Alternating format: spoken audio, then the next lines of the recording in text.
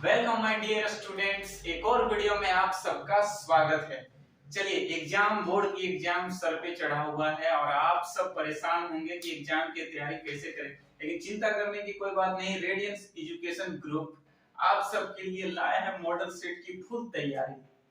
तो कैसे होगी? एकदम बिल्कुल फ्री में, चिंता करने की कोई बात नहीं है। मॉडल सेट आपके पास होंगे, बुक्स मिल जाते हैं दुकान में या फिर आपको वेबसाइट पे मिल जाएगा। झार अपडेट वेबसाइट पर आप मॉडल सेट निकाल लें और मेरे वीडियो के सामने दिल थाम के बैठ जाएं, क्योंकि हर एक क्वेश्चन को सॉल्व करके हम दिखाएंगे कि हर एक क्वेश्चन का आंसर कैसे लाना है। ठीक है, क्वेश्चन का आंसर आप जानते होंगे वहां तक, ठीक है। जो नहीं जानेंगे वो सीखेंगे आप लोग। तो चलिए शुरू करते हैं हम लोग मॉडल सेट 1 मैथ का क्लास 10th बोर्ड की एग्जाम की जबरदस्त तैयारी। चलिए शुरू करते हैं। मॉडल सेट 1 में पहला क्वेश्चन क्या है, जरा ध्यान से देखिएगा। आपके पास मॉडल सेट होगा, उसको सामने रख लीजिए और देखिए क्या है। पहला कि 140 को अभाज्य गुणनखंडों के गुणनफल के रूप में लिखा जा सकता है। 140 को अभाज्य गुणनखंड के गुणनफल के रूप में कैसे लिखेंगे, आइए देखते हैं। 140 पर मार्कर खराब है लग रहा है, लेकिन कोई बात नहीं, दिखता तो होगा। 140 को कैसे हम लोग अभाज्य गुणनखंड के गुणनफल के रूप में लिखेंगे। ऑप्शन में तो 4 ऑप्शन दिए रहेंगे, लेकिन आप लोग को ऑप्शन पे ध्यान नहीं देना है, अपने सॉल्यूशन पे ध्यान देना है। क्योंकि आप अगर सही से सॉल्यूशन कर पाइएगा तो ऑप्शन में कहीं ना कहीं तो आ ही जाएगा, ये तो तय है। तो 140 को कैसे हम लोग सॉल्व करेंगे, देखिए। सबसे पहले मैं आप सबको बता देना चाहता हूँ कि ऑप्शन में क्या क्या है और इस ऑप्शन को सॉल्यूशन में कैसे चेंज करेंगे। इसको हमको अभाज्य गुणनखंड के गुणनफल के रूप में चेंज करना है, यानी बदलना है 140 को। पहला ऑप्शन क्या दिया हुआ है, ऑप्शन नंबर ए में 2 गुने 3 गुने 5 गुने 7, ऑप्शन नंबर 1 है। ऑप्शन बी में क्या है,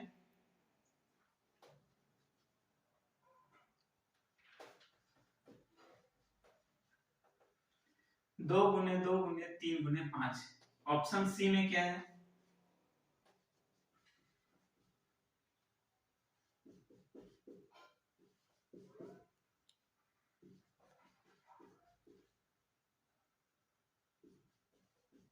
देखिए इस प्रकार से ऑप्शन दिए रहेंगे आपके पास। और 140 को अगर अभाज्य गुणनखंड के गुणनफल में चेंज करना है, बदलना है, तो कैसे करेंगे। आप सबने सीखा होगा, ऐसी बात नहीं है कि नहीं सीखा होगा, लेकिन मैं फिर से बताना चाहता हूँ। आप सबको तो एलसीएम मालूम होगा, सबको मजे से मालूम है एलसीएम, वही एलसीएम ही करना है भाई, कोई झंझट नहीं है इसमें। बस 140 है, इसको कितने से एलसीएम लगाएंगे, तो सॉल्व सिंपल है, 2 से लगेगा, इस 70 आएगा, फिर से 2 से लगेगा 35 आएगा, फिर 3 से सॉरी 5 से लग जाएगा, 7 आएगा। इसको किस प्रकार से हम लोग लिखते हैं, 2 into 2 into 5 into 7, 2 गुने 2 5 गुने 7, ये लिखते हैं। यही हमारा अभाज्य गुणनखंड के गुणनफल के रूप में आ गया। अब ये देखेंगे ऑप्शन में कहाँ है, ये ऑप्शन में भाई साहब इसमें हमारा सी वाला आंसर हो जाएगा राइट। इसी प्रकार से सॉल्व करके और टिक लगाना है। और सिंपल सी बात है कि सॉल्यूशन पे ध्यान देना, ऑप्शन पे नहीं। अगर आप रट के जाएंगे कि एक आंसर बी है, बी का दूसरा का आंसर सी है, तो क्या हुआ एग्जाम में, ये आंसर अगर अदला बदली कर दिया तो आपका आंसर भी अदला बदली हो जाएगा। इसलिए उस पर फोकस नहीं करेंगे, सॉल्यूशन पर फोकस करेंगे। और बार बार एक ही क्वेश्चन के जानते हुए भी बार बार बनाएंगे, ताकि वो क्वेश्चन हमारे दिमाग में इस तरह से बैठ जाए कि कोई अगर सपने में पूछे तो भी वही क्वेश्चन का जवाब दे देंगे। तो चलिए अब इसके बाद हम लोग आते हैं दूसरा क्वेश्चन पे। मॉडल सेट आप सबके पास हो गया। दूसरा क्वेश्चन है, एक धनात्मक संख्या 6q + 5, एक धनात्मक संख्या 6q + 5 के रूप का होता है, तो यह संख्या निम्न में से क्या होगा। ऑप्शन है सम होगा, विषम होगा, अपरिमेय या फिर 0। ये ध्यान देते हैं। तो सबसे पहले संख्या पे हम लोग ध्यान देते हैं, इतना आसान है आप सोच भी नहीं सकते। संख्या पे ध्यान देते हैं, क्या है 6q + 5, 6q + 5 है। ये सम होगा, विषम होगा, अपरिमेय होगा या फिर 0 होगा। तो क्या करेंगे इसमें, ये 6 वाले पे ध्यान ही नहीं देना है, इससे हमारा कोई लेना देना नहीं है, ये हमारा कोई रिश्तेदार नहीं है, इसको देखना है। ये 5 को क्या देखेंगे कि ये संख्या सम है या विषम है। तो दिखने से लग रहा है तो ये संख्या विषम है, तो जो ऑप्शन में विषम होगा वही इसका आंसर है, ये पूरा हो जाएगा विषम संख्या। इसलिए ऑप्शन में यहाँ बी नंबर दिया है, तो इसका आंसर होगा बी, विषम।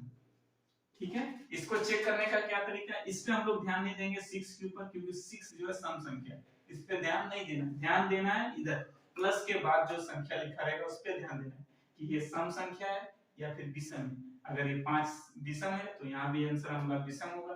यहाँ अगर सम संख्या आ गया, जैसे में 4 आ गया तो 4 तो सम संख्या है, तो सम संख्या इसका आंसर होगा सम। ठीक है, अब आते हैं हम लोग तीसरा क्वेश्चन में। तीसरा क्वेश्चन में क्या है भाई, देखिए 5 + 2 रूट 3 किस प्रकार की संख्या है। 5 + 2 रूट 3 किस प्रकार की संख्या है। ऑप्शन में ये है परिमेय संख्या, ऑप्शन बी है विषम संख्या, ऑप्शन सी है अपरिमेय संख्या और डी में है सम संख्या। ये सब में क्या होगा, तो ये पूरी संख्या जो है, ये पूरी संख्या जो है 5 + 2 रूट 3 ये सम संख्या है या विषम संख्या, ये कह रहा है। तो कैसे चेक करेंगे सम है विषम है परिमेय है अपरिमेय, ये कैसे चेक होगा। तो सबसे पहले क्या करेंगे कि इस संख्या में देखना है कि ये पूरी संख्या में कोई ऐसी संख्या है। 5 तो क्या भाई परिमेय संख्या, ये तो मालूम है, 2 भी परिमेय संख्या है। हर एक संख्या को देखेंगे, इसमें से अगर कोई एक भी संख्या अगर अपरिमेय आ गया तो ये पूरा संख्या अपरिमेय कहलाएगा। ठीक है, एक भी परिमेय नहीं होना चाहिए। अगर एक भी अपरिमेय हो गया तो ये पूरा संख्या अपरिमेय कहलाएगा। जैसे 5 परिमेय है, ये भाई साहब ठीक है, 2 परिमेय है, ये भी भाई साहब ठीक है, लेकिन रूट 3 जो है अपरिमेय है, तो ये पूरा संख्या हो जाएगा हमारा अपरिमेय, इसलिए हमारा ऑप्शन नंबर सी होगा सही। अब आते हैं हम लोग चौथा क्वेश्चन में। चौथा क्वेश्चन में क्या कहता है, ध्यान से देखिएगा कि दो धनात्मक पूर्णांक a तथा b दिए रहने पर यदि अद्वितीय पूर्ण संख्या q तथा r विद्यमान है तो निम्न में से कौन सा कथन सत्य है। क्या कहते हैं भाई, यदि किसी बहुपद के दो धनात्मक पूर्णांक a और b, यानी a होना चाहिए और b होना चाहिए, यहाँ पर ठीक है, दिए रहने पर यदि अद्वितीय पूर्ण संख्याएं q तथा r विद्यमान है, q भी विद्यमान है r भी विद्यमान है, तो निम्न में से कौन सा कथन सही है। तो कौन सा कथन सही होगा। हम यूक्लिड विभाजन एल्गोरिथम के क्वेश्चन को सॉल्व कर रहे थे, उस समय एक फार्मूला नजर आया था क्या, कि भाज्य बराबर भाजक गुणे भागफल प्लस शेषफल, वही फार्मूला इसमें लगता है और इसका सही आंसर होगा a बराबर bq प्लस r, यानी कि b हमारा। चलिए पांचवा क्वेश्चन में हम लोग आते हैं। पांचवा क्वेश्चन क्या कहता है कि यदि किसी बहुपद के शून्यकों का योग तथा गुणनफल क्रमशः 3 और -2 हो। क्या है, यदि किसी बहुपद के शून्यकों का योग तथा गुणनफल 3 और -2 हो तो द्विघात बहुपद क्या होगा। Simple question. तो द्विघात बहुपद क्या करेंगे, द्विघात बहुपद निकालने का एक फॉर्मूला होता है। यदि दो शून्यक हमारे पास दिया हो और द्विघात बहुपद ज्ञात करने के तो एक फॉर्मूला बताते हैं, उसको याद रखिएगा। द्विघात बहुपद का एक सिंपल सा सूत्र होता है निकालने का, x² - alpha plus beta into x plus alpha into beta.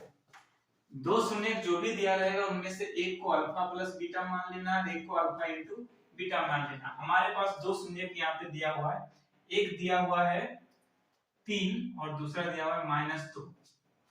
3 और -2 दिया हुआ है, इसमें से क्या करेंगे, ये 3 को हम लोग अल्फा प्लस बीटा मान लेंगे और -2 को हम लोग अल्फा इनटू बीटा मान लेंगे, यानी एक भाई साहब को यहाँ बैठा देना है, दूसरे भाई साहब को यहाँ बैठा देना है।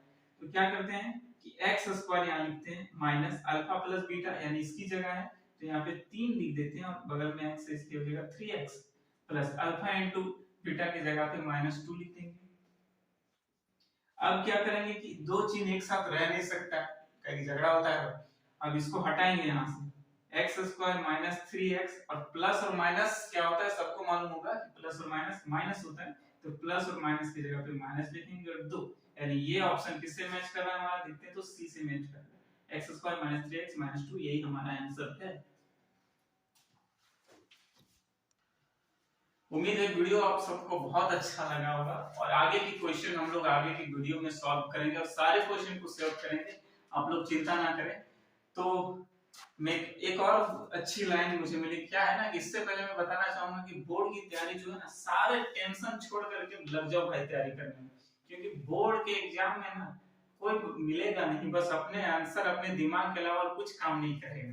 ठीक है, चोरी करके पास करना ईमानदारी नहीं होता है, क्योंकि चोरी करना तो चोर का काम होता है। आप लोग तो स्टूडेंट से चोर तो हैं, इसलिए चोरी नहीं करना है, अपने बलबूते पे अपने दिमाग को स्ट्रेंथ करना है, अपने दिमाग को तेज करना है हमारे पास अभी टाइम है 1 महीने, 1 महीने में कुछ भी किया जा सकता है। एक्सीडेंट तो 1 मिनट में हो जाता है, तो 1 महीने में भी बहुत कुछ किया जा सकता है, चिंता करने की जरूरत नहीं है। आप लोग प्रीवियस ईयर के क्वेश्चन में आंसर को सॉल्व कीजिए, मॉडल क्वेश्चन आंसर को सॉल्व कीजिए, और मेरे वीडियो पे बने रहिए, हर एक क्वेश्चन का सॉल्यूशन मिलेगा। अब क्या है, एक और बहुत अच्छी लाइन बताऊंगा, जरा ध्यान से सुनिएगा, पढ़ने में मन लग जाएगा। कहता है कि तेरे गिरने में तेरी हार नहीं, ध्यान से सुनिएगा, बहुत अच्छा लगेगा। तेरे गिरने में तेरी हार नहीं, तू इंसान है कोई अवतार नहीं। तेरे गिरने में तेरी हार नहीं, तू इंसान है कोई अवतार नहीं। गिर उठ चल दौड़ भाग चल, गिर उठ चल दौड़ फिर भाग, तू कई बार हारेगा, तू कई बार हारेगा लेकिन हर बार नहीं। चलिए मिलते हैं अगले वीडियो में, तब तक के लिए my dear students, thank you.